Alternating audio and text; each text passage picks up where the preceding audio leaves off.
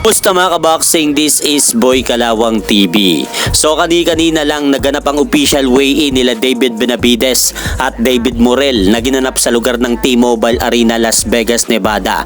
Kaya dahil dyan, ang unang tumapak nga po sa timbangan ay itong si David Morel at tumimbang nga po ito sa timbangan ng 174.2 pounds.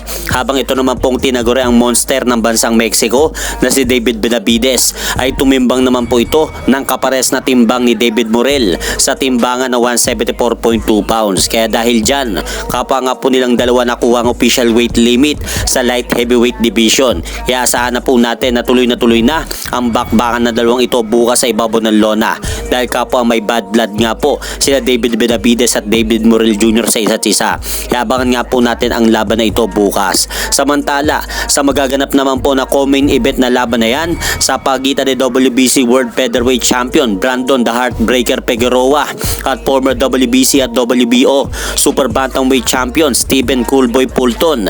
Naganap rin po kanina ang kanilang official and final weigh-in sa kapares na lugar sa T-Mobile Arena, Las Vegas, Nevada. At ang unang tumapak nga po sa timbangan ay ito pong si Stephen Fulton. At tumimbang nga po ito ng eksaktong timbang na 126 pounds. Habang ito naman pong kampiyon na si Brandon Figueroa ay tumimbang naman po ito sa timbangan kanina ng 125.5 pounds. Iaasahan na po natin na tuloy na rin po ang bakbakan nila Brandon Figueroa at Stephen Fulton sa ibabaw ng lona.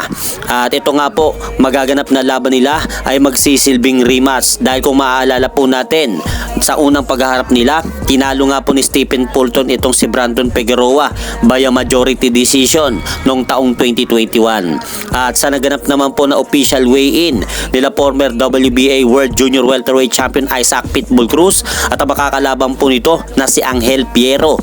Ang unang tumapa nga po sa timbangan ay ito pong si Angel Piero at tumimbang nga po ito sa timbangan kanina ng 139.9 pounds. Habang si Isaac Pitbull Cruz naman ay tumimbang naman po ito sa timbangan ng 138.9 pounds. Kaya kapapasok nga po sina Isaac Pitbull Cruz at Angel Piero sa official weight limit ng super lightweight division. Kaya abangan nga po natin ang mga magaganap na laban na ito bukas.